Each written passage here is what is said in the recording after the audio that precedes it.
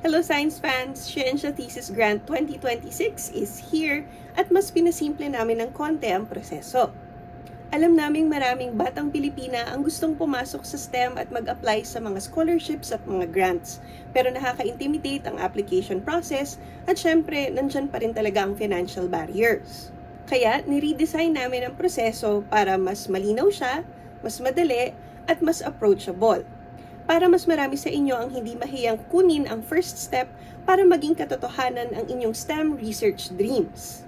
So, baka itinatanong nyo sa mga sarili nyo, paano nga ba mag-apply sa Scientia Thesis Grant 2026? Ano ang pinagkaiba ng thesis grant na ito sa iba at ano yung kapalit niya? Bakit importanteng suportahan ng mga kababaihan sa STEM lalong-lalo na sa Pilipinas? Pero bago ko sagutin ang mga katanungan na ito, gusto ko po na muna mag-hi sa ating mga manonood. Ako po si Chona and I'm your resident Filipino scientist. Isa po akong researcher sa field ng molecular ecology at trabaho ko pong aralin kung paano nag-a-adapt ang iba't ibang organismo sa kanilang environment. At dahil po sa aking mga natututunan, nakikita ko po ang importansya ng pag-nurture sa mga batang researcher, lalo na pag nagsisimula pa lang sila sa kanilang journey.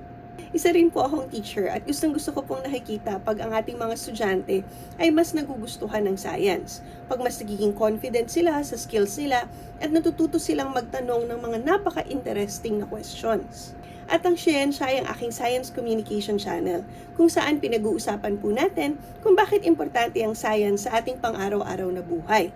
At umaasa po ako na pag mas alam natin ito, ay mas makikita natin kung paano natin gagamitin ang science para mag-contribute meaningfully sa ating lipunan. So, paano nga ba mag-a-apply para sa Scientia Thesis Grant 2026? May makikita po tayong detailed na instructions sa ating website. Pero isa sa mga una po nating gagawin ay i-download yung application form dun sa link na makikita natin. Kailangan nyo pong fill upan lahat ng details na meron dito, tapos tanggalin nyo po yung guidance text na nakakulay violet para hindi na po siya makadagdag sa haba ng inyong application. Ano-ano po ba ang mga details na kailangan? Kailangan ng personal info ng nag-a-apply, ang inyong educational background, at pati contact information ng thesis advisor nyo para ma-verify namin kung totoo ang inyong application. Kailangan nyo ring i-describe ang thesis project nyo. Magsulat ng isang short na abstract, 250 words lang, explain nyo yung background of the study, isulat nyo ng malinaw ang inyong objectives, isulat ng detalyado ang inyong methodology at timeline, at maglagay ng rough description ng inyong budget. At huwag kayong masyadong mag-alala. Ang importante ay naiintindihan namin, hindi yung perfect na perfect yung proposal. Kailangan nyo ring mag-submit ng recommendation letters. Ang required ay ang recommendation letter galing sa inyong faculty advisor para na rin ma-check namin na totoo talaga yung thesis nyo. Optional din na mag-submit ng 2 additional recommendation letters galing sa inyong pamilya or community para mas malakas ang application nyo.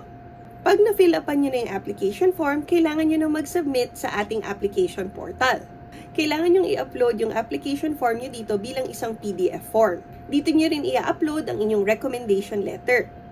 Tandaan, ang deadline ng applications para sa Scientia Thesis Grant 2026 ay September 25, 2026.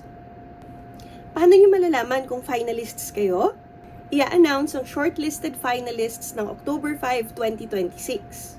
Ang mga shortlisted finalists ay kailangan mag-submit ng 3-minute video na sinasummarize ang kanilang research proposal. Ang deadline ng video na ito ay October 20, 2026.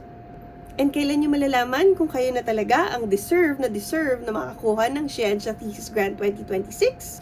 I-announce po namin siya by October 30, 2026. Bakit po ba importante ang Scientia Thesis Grant?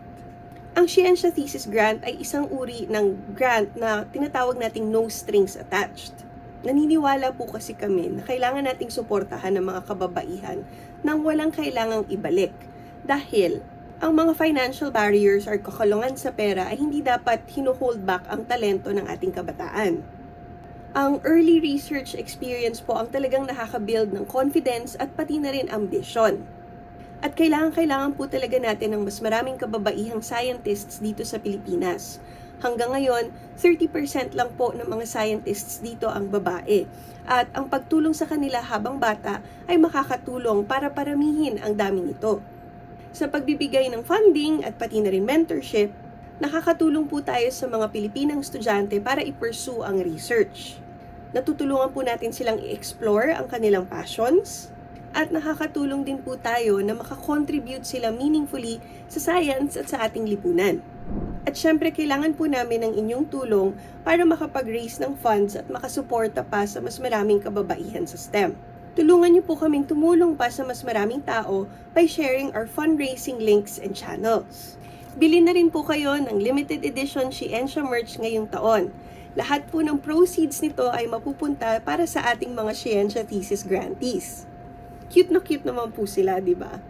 Ang information kung paano po makapag-donate or makabili ng merch ay makikita sa description ng video na ito at pati na rin po sa ating social media channels. Pwede pong mag-donate sa Scientia Thesis Grant using GCash or Land Bank. Ang suporta niyo po ay mas makakasigurado na mas marami pang kababaihang Pilipino ang makakatupad ng kanilang research dreams at makakakontribute sa science at sa society dito sa Pilipinas. Pero what do you think? Nakaka-encourage ba talaga ang mga grants para mas i-pursue ng mga kabataan ang pagre-research at pag-aaral ng science? Ano pa bang ibang mga barriers o harang ang na-experience nyo na pagdating sa pag-aaral, lalong-lalo na ng STEM dito sa Pilipinas?